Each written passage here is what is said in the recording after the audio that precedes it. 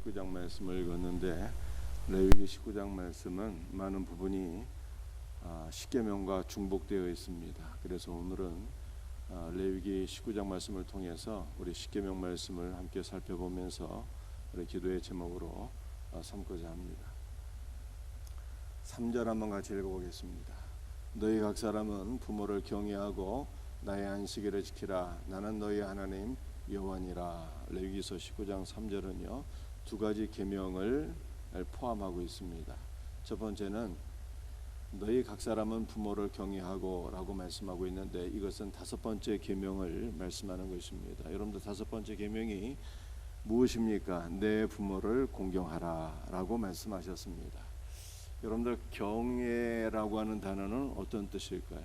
경외라고 하는 단어는 두려워하다 라고 하는 뜻입니다. 우리가 하나님을 경외한다고 했을 때 하나님을 귀신이나 호랑이처럼 두려워하는 것이 아니라, 하나님을 경외한다는 것은 하나님을 사랑하고 친근히 여기되, 또한 단순히 친근히 여기는 것이 아니라 사랑과 두려움으로 친근히 여긴다, 이러한 의미인 것입니다.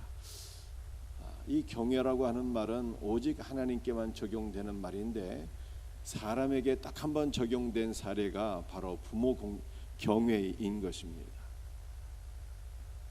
하나님을 경외하라고 성경이 말씀하고 있는데 사람에 대해서 단 한 번 말씀하셨어요.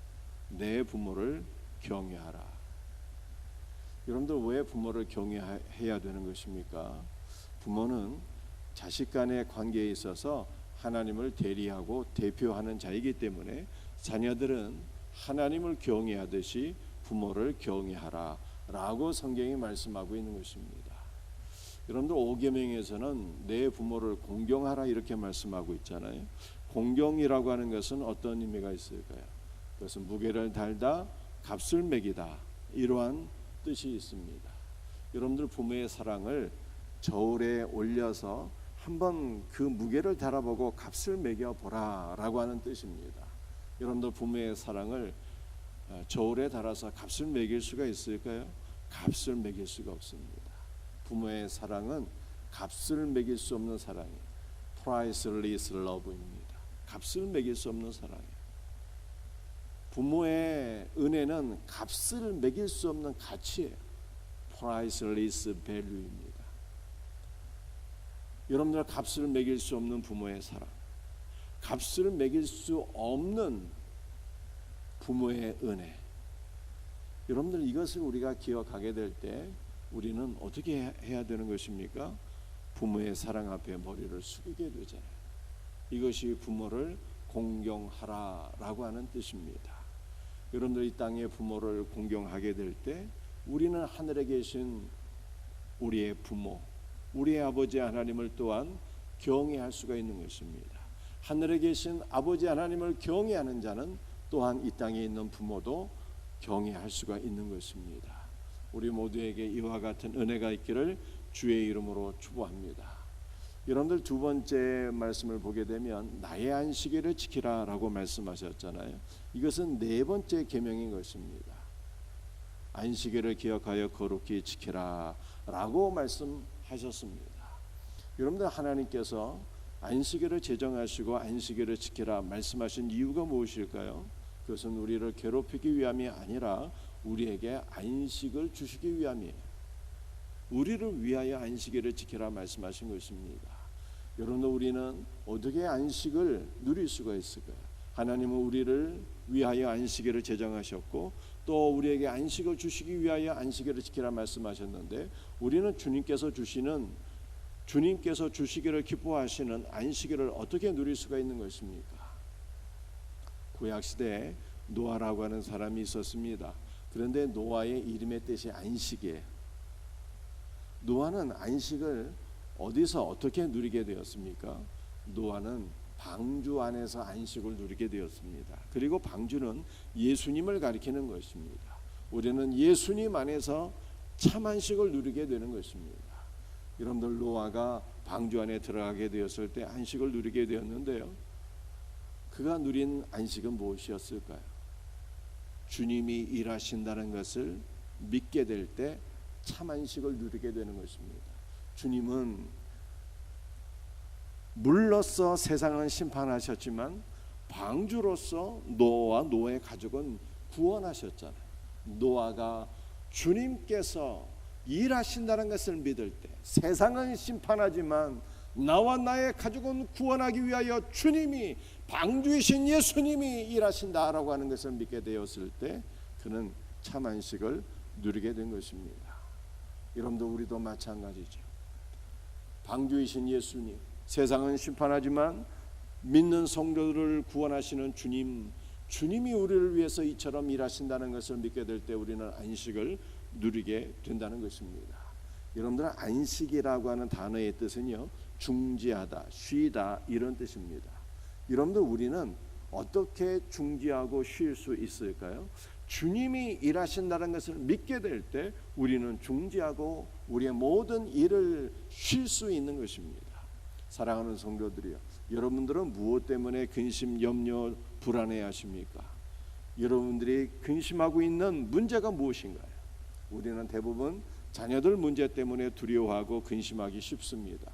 그런데 자녀 문제조차도 예수님이 책임져 주시고 예수님이 일하시고 예수님이 나의 자녀를 양육하신다 라고 하는 믿음이 있게 될 때 우리는 자녀 문제도 다 내려놓고 주님 안에서 안식을 누리게 되는 것입니다. 여러분들, 예수 그리스도 안에서 참된 안식을 누릴 수 있는 복된 은혜가 우리 모두에게 있기를 주님의 이름으로 축복합니다. 다음 계명을 보니까 레위기 19장 4절이에요. 우리 말씀을 한번 같이 읽어보겠습니다. 너희는 헛된 것들에게로 향하지 말고 너희를 위하여 신상을 부어 만들지 말라. 나는 너희의 하나님 여호와이니라 라고 말씀하셨습니다. 여러분들, 이 4절 말씀은 두 번째 계명을 말씀하시는 것입니다. 여러분들, 제2 계명이 무엇입니까? 너를 위하여 새긴 우상을 만들지 말라라고 말씀하셨습니다. 여러분들, 우상 숭배를 하지 말라는 거예요. 이것이 두 번째 계명입니다. 여러분들, 우상 숭배란 무엇일까요?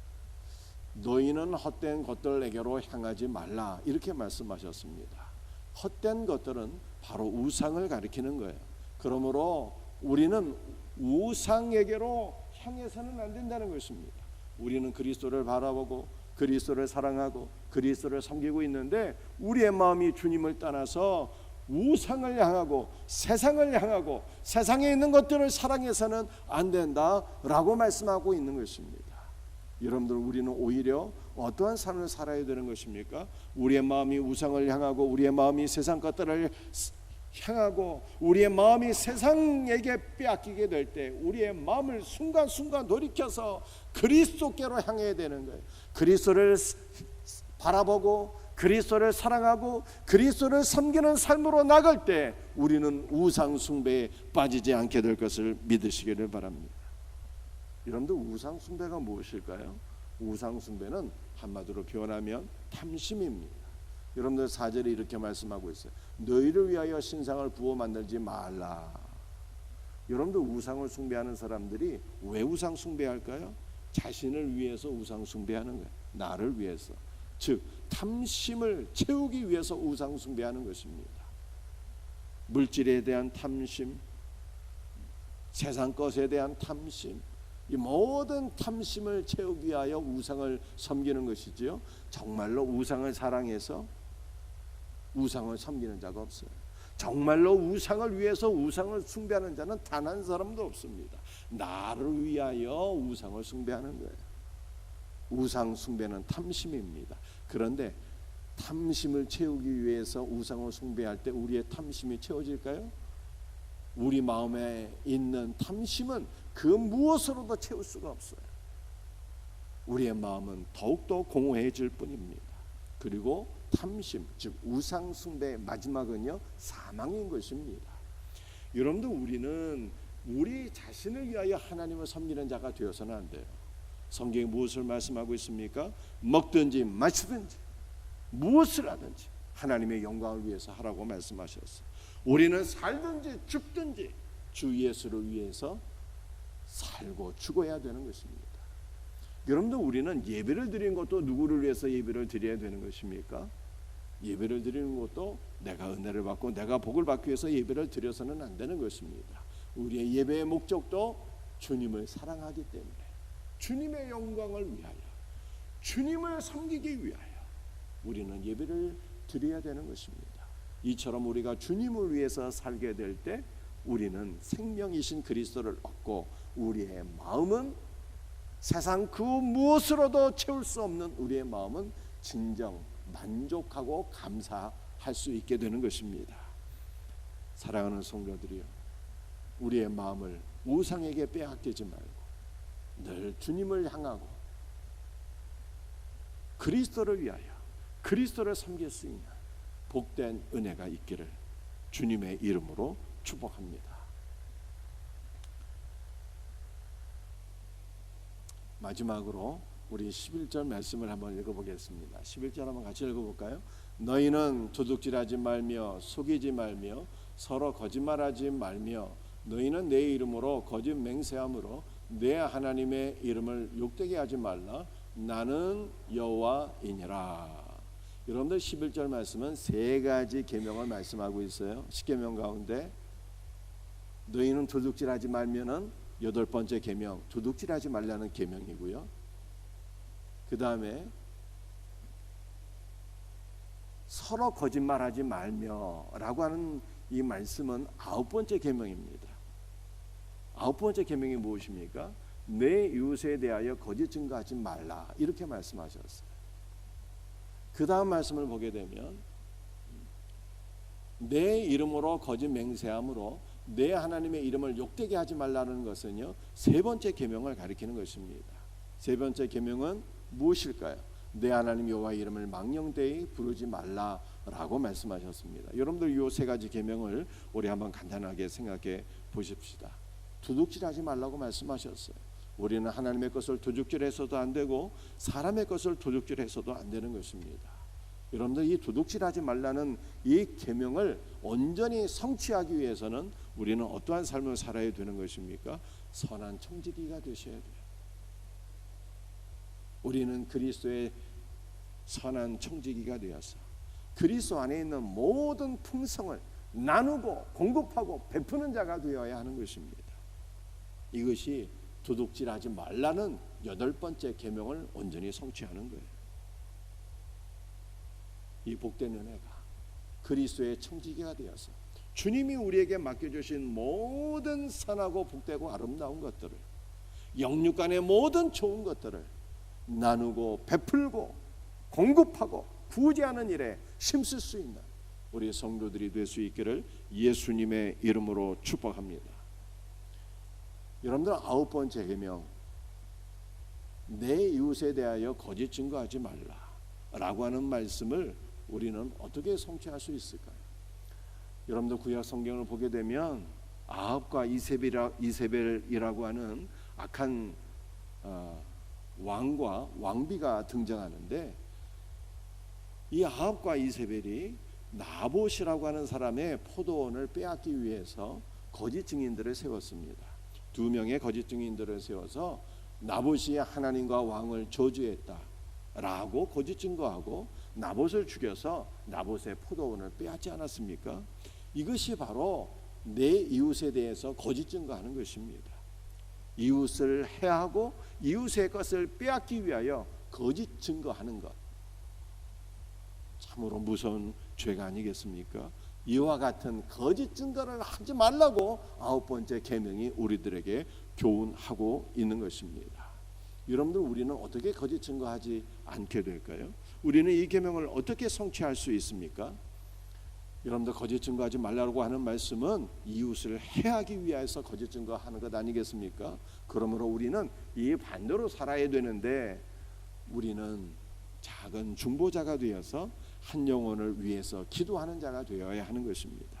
우리는 이웃을 죽이기 위해서 거짓 증거하고 남을 모함하고 중상모략하는 자가 아니라, 우리는 한 영혼을 살리기 위해서, 한 영혼을 축복하기 위하여 중보 기도자가 되셔야 돼요.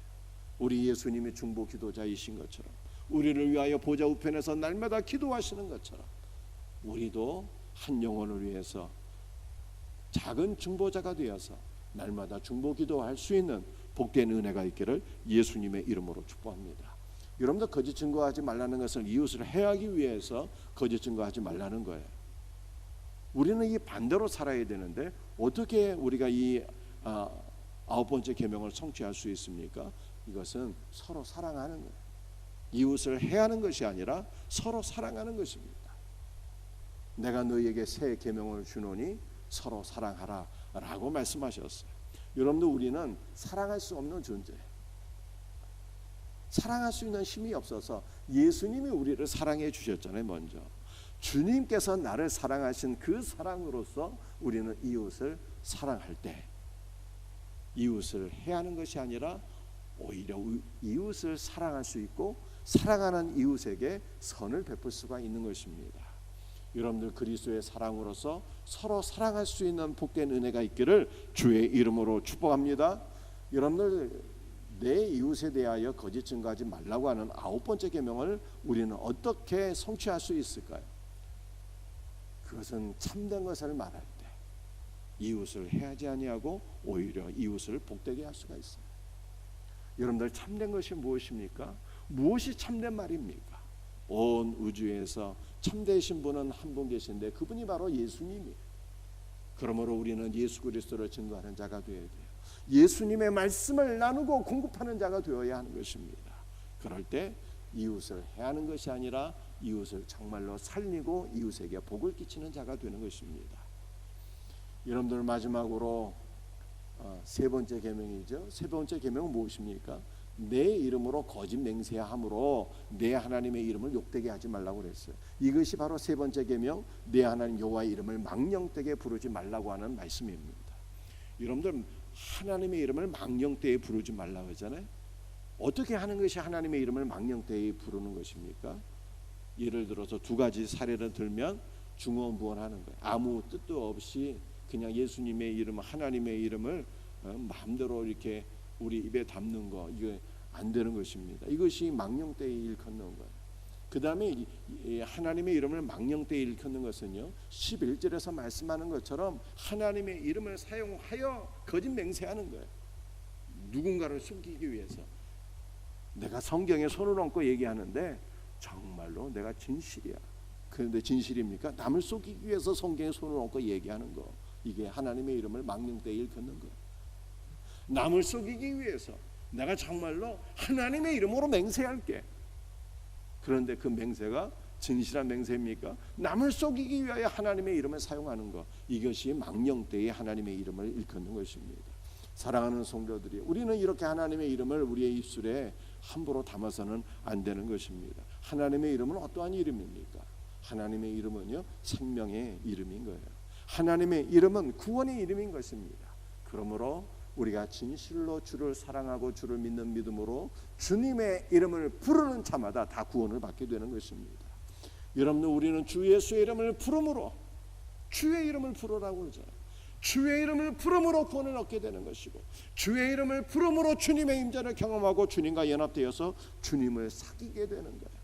주님의 이름을 부름으로 주님의 이름을 증거하는 것이고, 주님의 이름을 부름으로 주님 앞에 감사와 찬송과 영광을 돌리는 성도가 되어야 하는 것입니다. 오늘도 가장 영광스럽고 가장 복된 이름, 우리 구주 예수의 이름을 부름으로 주님께 영광 돌리고 주님의 은혜와 생명을 누릴 수 있는 복된 새벽이 되기를 예수님의 이름으로 축복합니다. 사랑하는 성도들이여, 십계명을 우리가 사랑하셔야 돼요. 여러분들 중세 기독교에서는요, 교회 새신자들이 딱 들어오잖아요. 그러면 뭐 배웠을까요? 세 가지를 배웠는데요, 새신자 교육이 세 가지가 있었어요. 그 세 가지가, 첫 번째는 십계명, 두 번째는 주기도문, 세 번째가 사도신경이었어요. 이게 새신자 교육이야. 그러니까 우리는 십계명을 사랑해야 돼요. 십계명 말씀을 잘 알아야 돼요. 그런데 십계명은 무엇입니까? 윤리와 도덕이 아니에요. 십계명은 예수님에 관한 말씀이에요. 그래서 요한복음 5장 39절에 너희가 성경에서 영생을 얻는 줄 생각하고 성경을 연구하거니와 이 성경이 곧 내게 대하여 증거하는 것이니라 라고 말씀하셨어요. 여러분들, 십계명이 예수님을 증거하는 말씀이에요. 십계명을 통해서 예수님을 만나고 예수님을 누리고 예수 그리스도와 연합되어지는 복된 은혜가 있기를 주의 이름으로 축복합니다. 기도하시겠어요? 아버지 하나님 감사합니다. 오늘 이 새벽에 레위기서 19장 말씀을 통해서 십계명 말씀을 우리가 살펴보았습니다. 주여, 십계명을 통해서 주님을 만나고 주님을 더욱더 깊이 누릴 수 있는 복된 은혜가 우리 모두에게 있게 하옵소서. 십계명의 말씀을 깊이 묵상하여 은혜 받는 복된 새벽이 되게 하여 주옵소서. 오늘 이 새벽에도 성령을 부어주시고 우리의 모든 간구를 들으시고 응답하여 주시옵소서. 모든 것 감사하오며 예수님의 이름으로 기도드립니다. 아멘.